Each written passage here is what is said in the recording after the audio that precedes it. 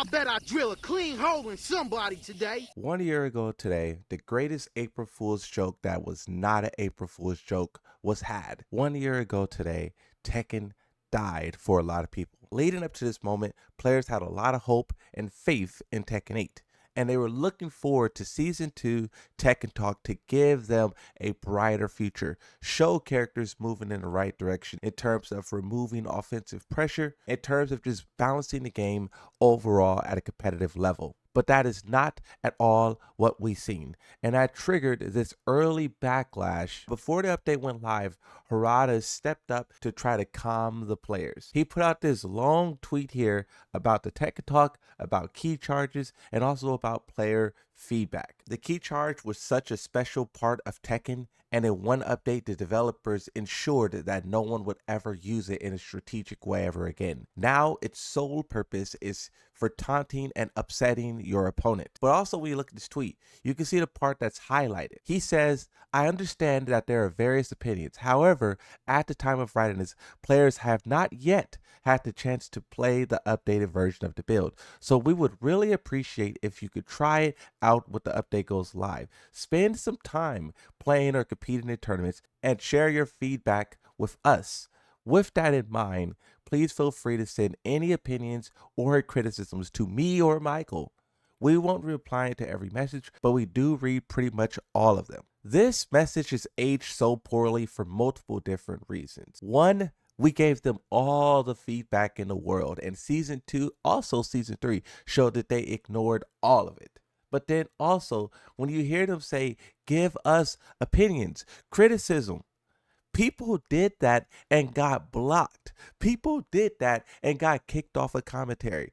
That is crazy that they asked for this when the update went live and it was in fact trash like we tried to warn them beforehand. They instead just lashed out on everyone. Season 2 update went live a couple of days later after this tweet. The patch notes for it was released on March 31st, and godly, those patch notes were terrible. Really, the Season 2 update is much worse than Tekken 8 Season 3.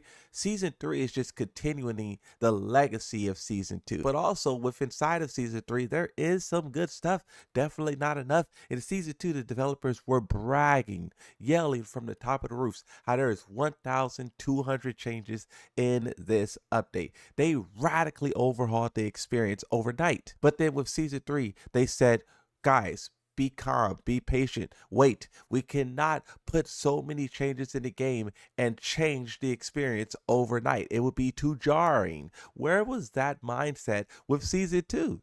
As more and more time goes on, players are just starting to see all of the marketing nonsense that they're spewing out, and it's resulting in things like this, where you have Dextero, one of the biggest accounts on Twitter, looking at the backlash that Tekken 8 is getting and making a news article about it. Tekken 8 Season 2 update has some pro players and streamers threatening to quit unless the game gets reverted or hotfixed. The Steam reviews have plummeted, with recent reviews being mostly negative. This was a massive review bomb that really altered the identity of Tekken. Up until this point, the game was kind of like seen as bad, but with a path of redemption. But Season 2 kind of cemented it in a lot of players' minds that there was no returning for this game. And the developers tried to do what they could, where once again, we're looking at a Dextero tweet. The patch was received so poorly that almost all of the game bounce devs were replaced because of it. The game director of Tekken 8 publicly apologized and vowed to fix Season 2 with a new team. And you can see that apology here from Nakatsu. Looking at this in hindsight in Season 3, we can see that that kind of was not what really happened. Yes, they apologized. Yes, they want to fix the game. But a lot of the things that triggered this backlash was the Season 2 new moves, the installs, and the heat properties. And largely all of that stuff was not fixed in Season 3. So you have to think like, okay, well, what were you guys apologizing for? If you didn't fix any of the things that triggered the review bomb, that triggered the backlash, then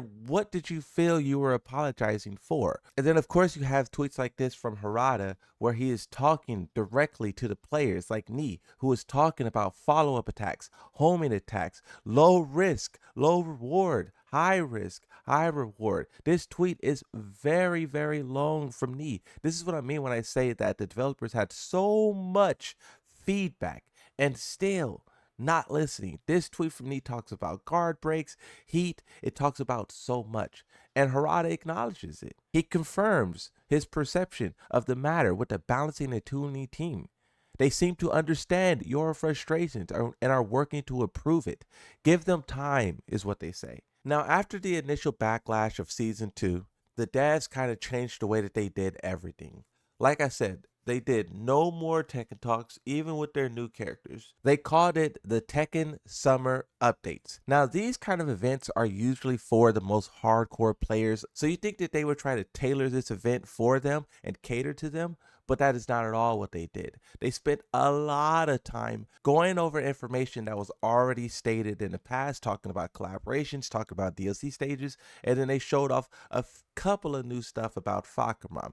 But this, once again, came at the most terrible time, and it made players even more upset because people waited like a month or two for information for the direction that the developers promised, and the whole event was just, here's this we're selling, here's that what we're selling, here's this, okay, bye bye, over the course of 2 hours. So this got a lot of backlash, and the developer hasn't done anything like it since then. The silence led all the way up to Evo, and the pro players were sick of it, leading Arslan Nash to use his platform, do interviews, talk on stage at Evo, and ask the developers to do something. It says Tekken legend Arslan Nash told Dextero Tekken 8 has to release patches faster, nerf OP characters if they want to win back players who don't like Season 2. We could talk about the huge successes in characters like Armor King. I think he is a success. I think he is awesome. I also think his combos are the best example of why combos in this game are trash. Super long, super damaging, and super flowcharty. You see the same combo over and over and over again. What happened to the creativity that Tekken used to offer in terms of combos? I also would say Fakamram is a huge success. Even though Fakamram is strong and he's deadly, his win rate is very high, I think that he might be one of the best DLC characters in terms of balancing. Even Marizu is a great character, but her combos is very formulaic, and a lot of the things she could do could be very tied to stances and very 50-50 oriented, the gameplay we do not like. But once you get past all of that and you start to enter in Tekken 3, they do listen to players by revealing all of their characters at one time. The character who remains hidden, in my opinion, I personally think that's going to be a guest character. But this was pushed aside because no one really cared about that. Most competitive players weren't really thinking about opening their wallets when the game delivered nothing of value for the entire year. And this is what made Season 3 so important. This is what made the balancing of it so important. But this is also why so many people walked away believing like, yes, Tekken is truly dead. The patch notes released, and there was a couple of head scratchers like buffing Alyssa, giving wild new moves to everyone, doubling down on the aggressive offense that kind of got the game into a bad spot in the first place, leading to clips like this being posted where you see two GOD, was it 4 or 5 level players just playing a guessing game.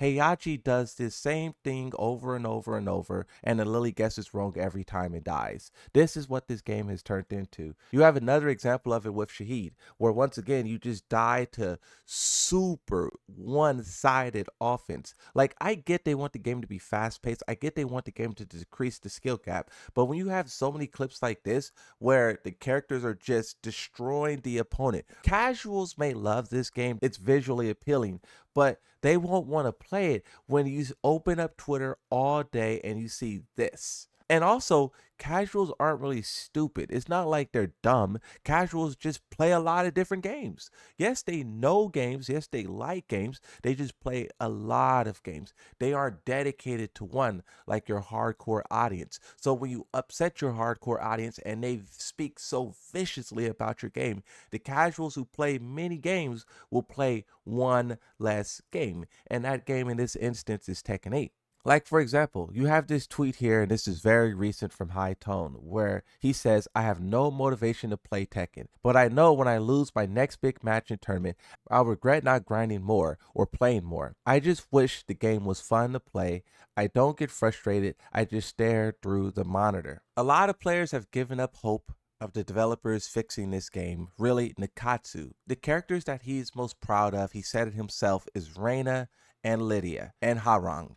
And that kind of just shows that some of the most diabolical characters in the game he considers the greatest success. So when this guy is changing the franchise so much and what it meant to a lot of players, and the brand as a result is being damaged so heavily because of it, you just wonder, where will this road go? This last 365 days has been one of the most destructive for Tekken 8, one of the most brand damaging for Tekken 8. The developers have made many promises and many apologies, but the players have yet to see that turn into anything of value. For casual players or people who showed up new to the franchise, they may feel that everyone is overreacting, but you got to think about it. For the people who for this game, it's their favorite game of all time, and then they watch the franchise just slowly crumble and fall apart. For them, it's much more gut wrenching than it is for someone new.